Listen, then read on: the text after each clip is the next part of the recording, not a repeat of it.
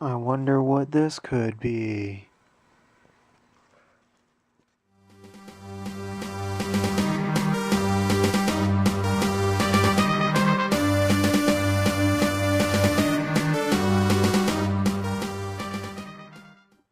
Hey, what's up, you guys? It's MCLegoboy here with 7190, the Millennium Falcon from 2000. It is 663 pieces, and at time of release was $100. That might make you guys like freak out for a bit. Yeah, it was $100. However, we'll get into that because there are some really big pieces in here. But first, let me just share my story. So around Christmas time, I got about $50 in just straight cash, and I already had stuff bought at the Lego store, and it's like I didn't have anything that was really like getting me wanting anything at the moment. So I had my eye on this Queen volume set. It's the third volume of Queen 40, so it's the last 5 albums of Queen. I have already got the other 10, so I'm happy to finally have that. But I was curious because it was like, well, I mean, what else is out? So I ended up buying the Queen set, but I'm on Amazon at the moment. I'm just kind of curious, what does a Hailfire droid go for? And it's $170, and I start laughing. It's like, yeah, that's never gonna happen. And I'm like, well, what is the Millennium Falcon going for now? And I search, and it's like $1,000. I'm like, ha, you wish. Forget it. But then I really started thinking, and I went to Bricklink, and I found a guy. His name is Nemesis Bricks, or at least that's the name of his store. He's unfortunately getting rid of all of his collection. But the 2 items that I found that were part of the same store were a Hailfire droid for $80, a Millennium Falcon for $120, both used, both with all the pieces, minifigs, and instructions, and with only $10 extra shipping. I basically spent about half of my latest paycheck, but I finally got things that I've been wanting forever. And like, I know a lot of you are probably like, oh man, there's so many other better Millennium Falcons out there. I'm not gonna lie. They probably are. But this has a certain level of nostalgia and sentiment, and it's the first one they ever made. Like, there's things behind my reasoning. But I gotta say, like, I'm just so happy to finally have it. Yes. But we're now going to get into minifigures and waste the rest of the next 7 minutes. So we're going to go in, like, least rare to most rare, I guess you would say. So we'll go over C-3PO. He is a pearl gold color, which means that he looks funky. He looks so wrong. Here's what normal warm gold looks like. This is pearl gold compared to that. Alright, C-3PO is the color of this flag now. This is what he used to look like. It was like a weird flesh tone almost. Back in 1999 to, I think, it wasn't until like 2008, 2009 when they started actually making C-3PO into a more proper color. But yeah, man, C-3PO looks so weird to some of you guys, probably. But yeah, there's the back.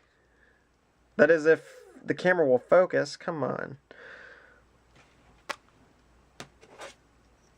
And he fell over. Oh well. Then we got R2-D2.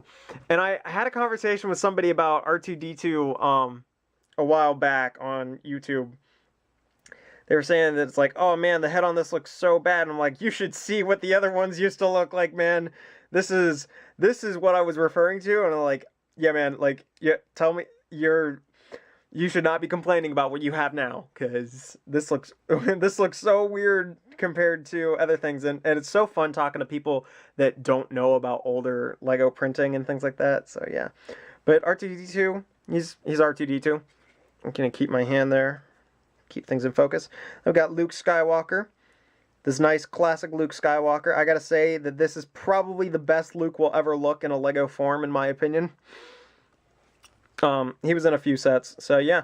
I like the leg printing. I like this torso print. All of it works for me, and I love the yellow skin, because I miss that. But the next one coming up, the best version of Chewbacca there will ever be.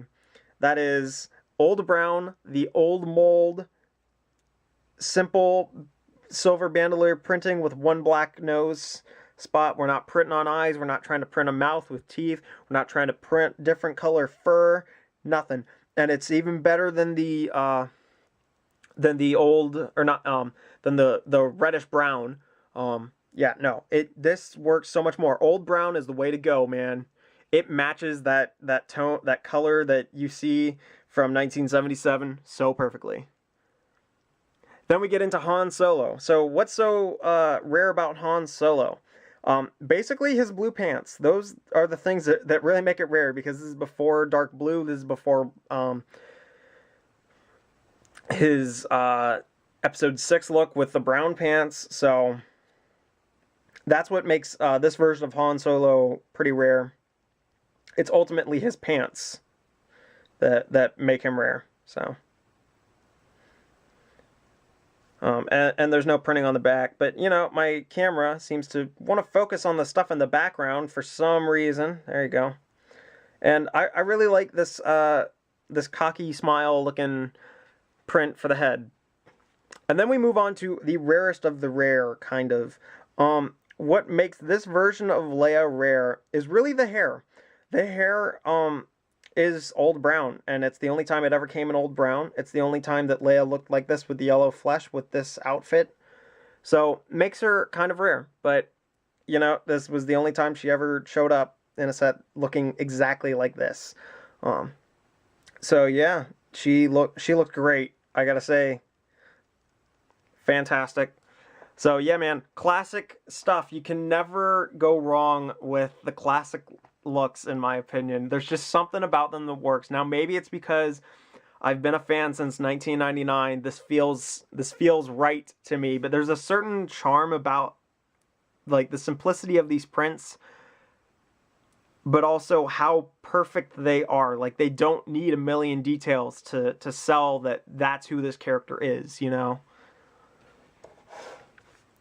And you can distinctly tell, like, it's like, no, this is like the original version, all right? There's not 20 different variants on the same design because it's just a few more wrinkles, or like a small little insignia that's been found, or like the detail print is a little smaller, you know, whatever. But yeah. So let's get on to the Millennium Falcon. So this Falcon ain't pretty, all right? It ain't. But there's a certain charm about it. And when I first bought it, I was like, oh man, dude. Like, I just bought something that I know doesn't look great to everybody.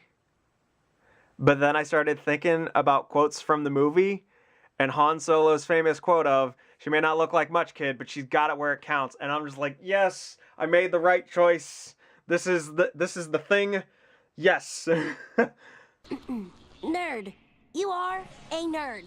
So, yeah, man, like, you look at this thing, and its cross-section is fat. It's chunky, man. It's chunky. And there's red and blue splotches everywhere.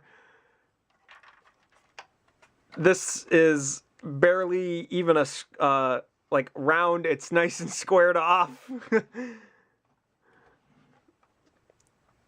This thing is sticking out, like, really far. It looks totally weird. We got holes in the rectenna. The feet are super tall on it. There's big gaping holes in the ship. But like the red and blue and the tan, there's something that's quintessentially Lego about that. So, you know.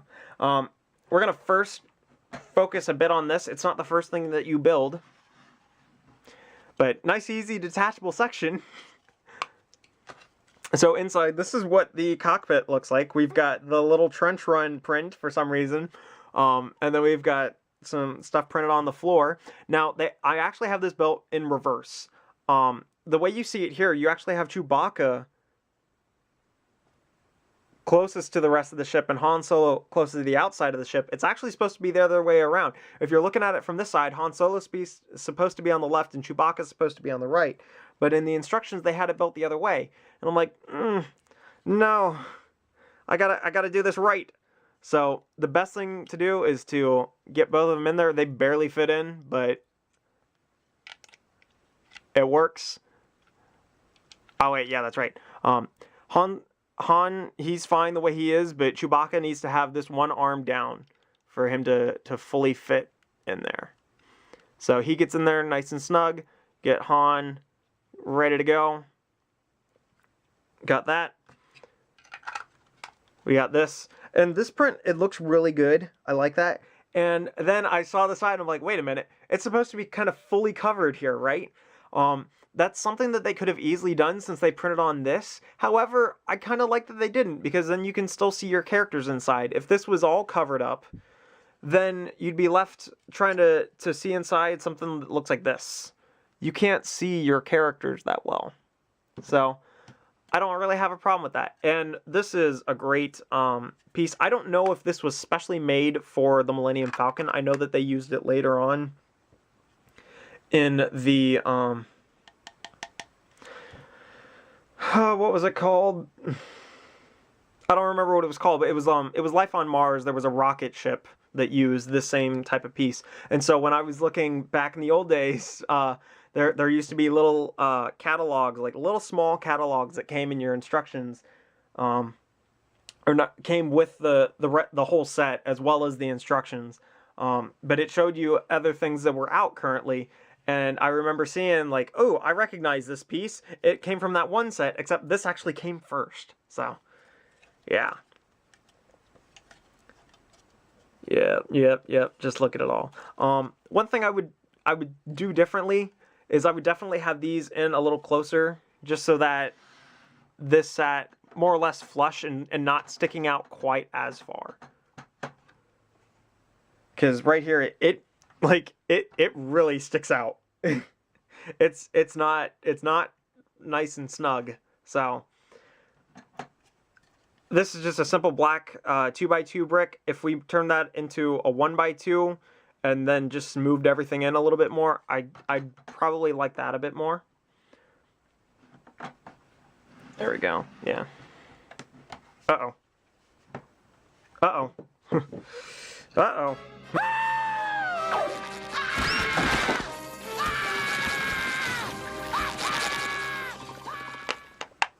Get back on there.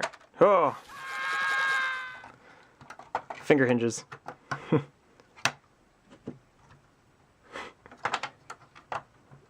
There we go. Yeah, right there. Just kind of put that there. Got nice print here. And then this is printed on the same piece. It's the same print on all 4 panels. But that's okay. It works for me. Show a few more little details right there. This is an old print, I gotta say. They reuse this more than once, so. And then we also have these grills back here. Old prints. This can open up on top, and you can put a minifigure down inside, but I'm not going to, because, yeah.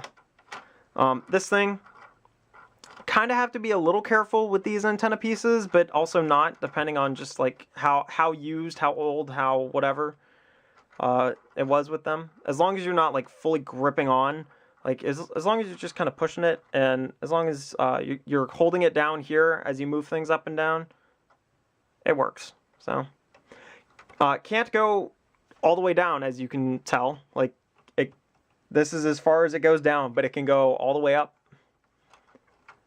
and do that. So yeah, I like it. I like it.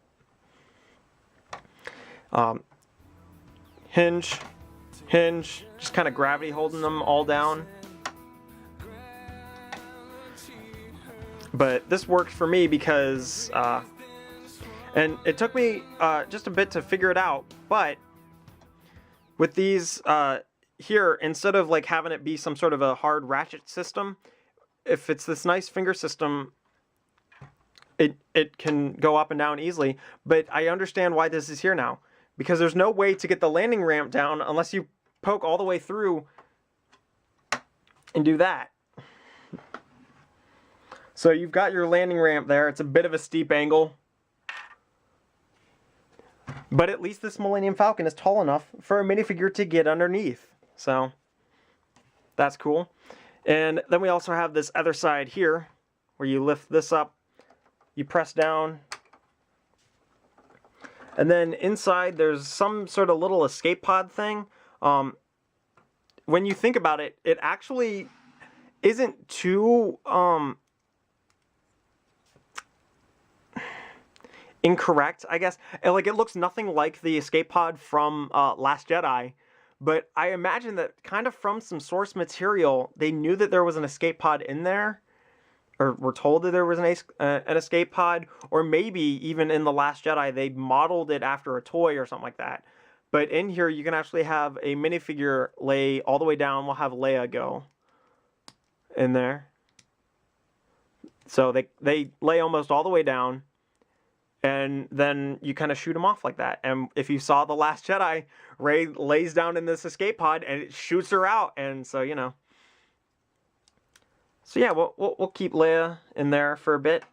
We'll actually close this up. And now we'll take a look at the inside, and we'll also put this away. So the best way to actually check out the inside is to just put your fingers right here and here, and you pull up. This is not flimsy, it's not fragile, but it uses these nice big pieces, so it's a little loose when you're first building it. But yeah, pretty cool. Uses one of these big things that it used to be on TIE fighters all the time. And that what's cool about these is that this cross section right here, not these four on the corners, but this little cross section in there, they're all Technic pin accessible. So that's how this is all held in place. It's held in place with one single Technic pin. And I broke off another leg. So I guess that is the one truly bad thing. Like, the one thing that I can definitively say is a problem is the landing gear. The landing gear could be improved.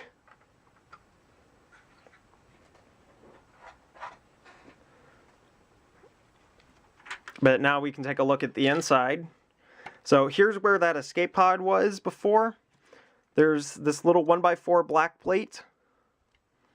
It actually sits in between right there. So it kind of locks in place. It's cool. Right here we have these little doors that can be opened up. And inside we have a little crate. A little rebellion crate. And it's just in there, it slides around left and right. Got a few more little smuggling hatches right up on top. So this first one is actually where a gun goes, and when you look at the image on here, this is actually Chewbacca's weapon. They definitely had crossbows at the time, but they decided not to give Chewbacca a crossbow. Not sure why. I guess maybe they didn't feel like it fit the overall theme. I don't know. There we go.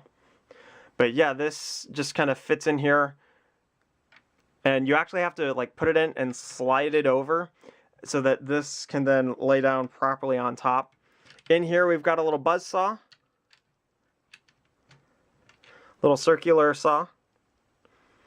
So that goes hiding right there, and I love the use of these clear panel pieces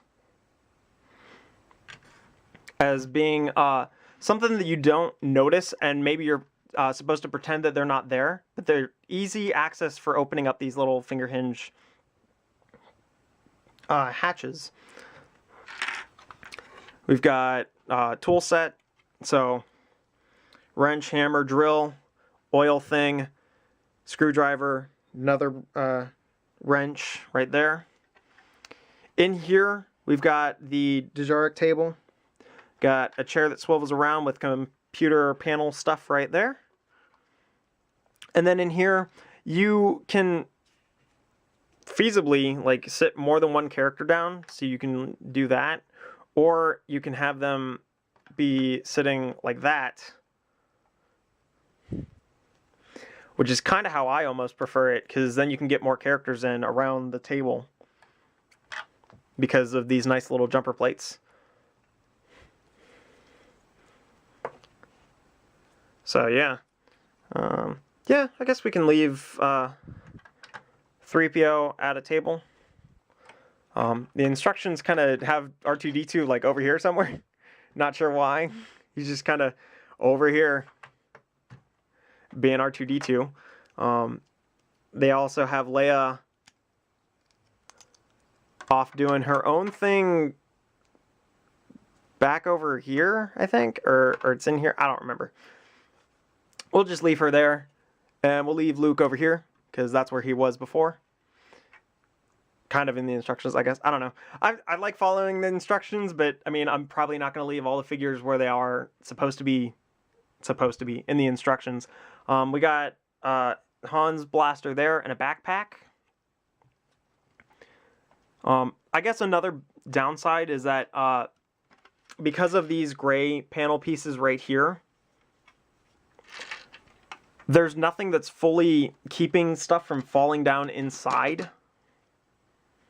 So falling in underneath. So when you're building stuff, sometimes you'll have something fall around in there. Now, the good thing about that is that you're still in the building process. Not everything is completely sealed up, and you can roll a piece out if you need to. In fact, there's actually still a little hole right here. So if anything fell down in these back ones, you could feasibly roll it out there. But these front ones, you're kind of stuck. You kind of have to like fiddle around and hope that it falls the right direction.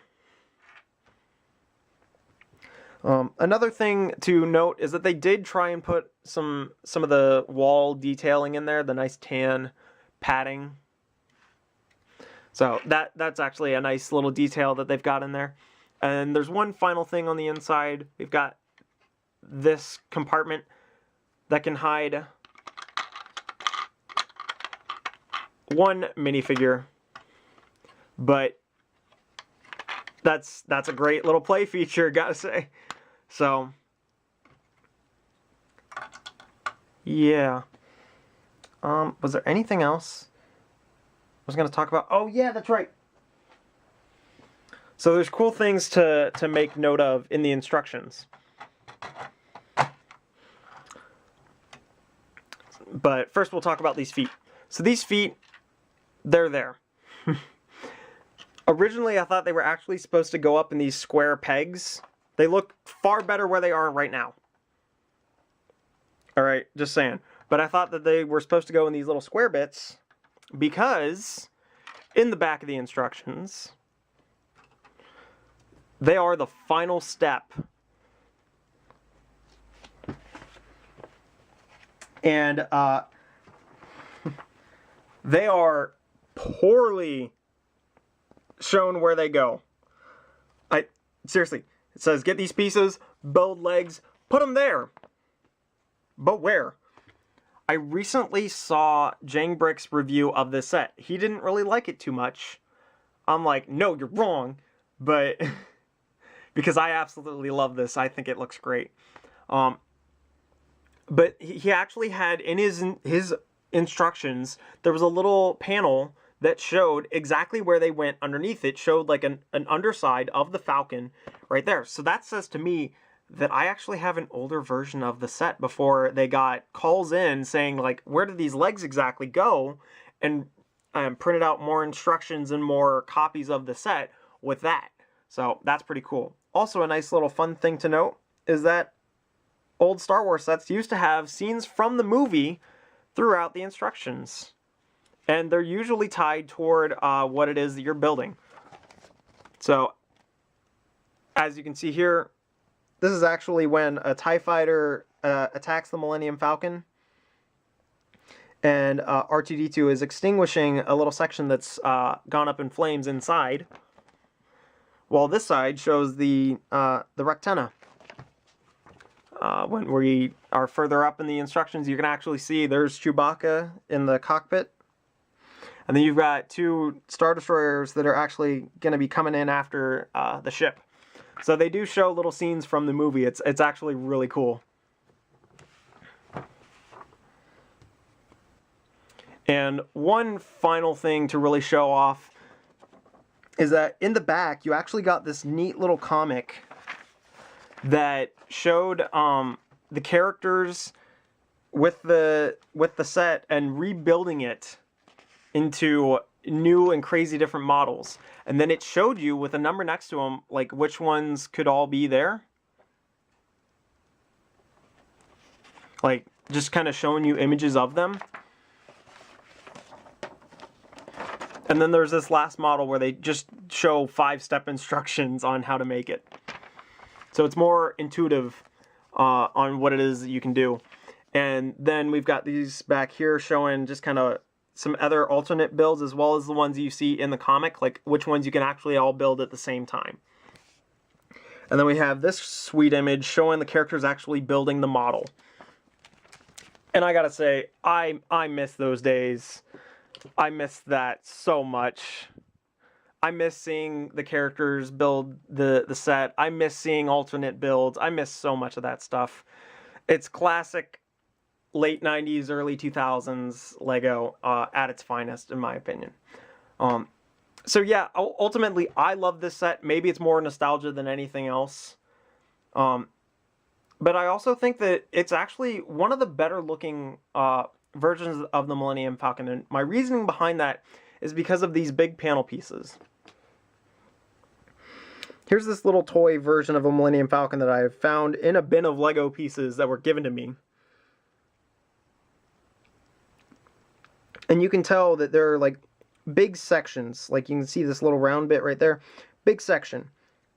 Some big sections. The newer idea from 2004 and on, with all the little triangle patterns that go on there, you kind of lose the big sections of things that you can only really find now in the Ultimate Collector model and also the MIDI version of the Millennium Falcon. The MIDI version might possibly be the best version of the Millennium Falcon, in my opinion, outside of like an Ultimate Collector's thing. But you can see that this, like, the cockpit doesn't really go past this little section here. When you look at this, it doesn't pass that. There are so many versions of the Millennium Falcon where it shows like these things are all the way up here, or they're both all the way up here, or this cockpit extends like almost all the way out to here, and I'm like, guys, this doesn't look good. So that's why I will defend the way that this looks better. Now, I will say, like, there are definitely things that could have been improved. They could have filled in this spot easily. Very simple. Bricks and round 1x1 bricks. Like, just fill it in a little bit more. Would have been perfect. Same deal all along here. It would have looked a little bit better. And I don't know, maybe find a way to hold these down. However, I really like how like these things can open up so you can access things just a little bit easier at times. And they make it to where you can have room to like throw in more cargo and have some more like independent story building of your own, or like independent play. One other thing that I will say that like this does better than any other Millennium Falcon, in my opinion, I can lift this thing up and it's not going to feel like it's going to fall apart because I've got these big panel pieces on there. I can take this in one hand, flip it upside down, and outside of that one crate falling off, or falling out from here, like, I wouldn't be able to do that with one of the newer versions of the Millennium Falcon. I would have snapped one of those little triangle panels right off, and then the ship would have come crashing out of my hand and blown up. At least that's what I feel like. I only know the 2004 version, and even that I say is aesthetically better than all the other versions that have come out afterward, because you look and there's these big slicey gaps in between all the triangles on the newer ones, but the 2004 version, nice simple panels like right up against one another. So you know, the Millennium Falcon was not made to be made into Lego, I guess, unless you're working at a proper scale, which would be MIDI scale and Ultimate Collector's scale. So it's a weird ship. It's hard to recreate. This could obviously be improved upon, but you know, it still holds a special place in my heart. So if you find one of these for a decent price, which Brickset at the moment is saying like there's one that's used for $124 or something like that. Double check, see if it is 100% complete and with all the minifigs. Yeah, man, I got this from Nemesis Bricks.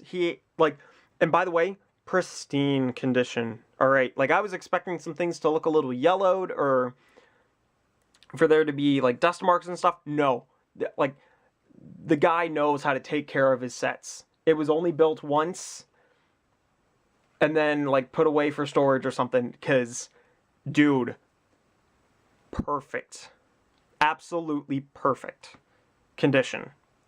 So yeah, man, if you guys are interested in seeing what he's got, I've got a link down below showing all the other things he's got. He still has a Batman thing, a Spider-Man thing, and then a few other Star Wars sets that I already have. So while I would love to help this guy out, and while I feel bad that he's getting rid of his whole collection, I have no need for duplicates of some of those sets.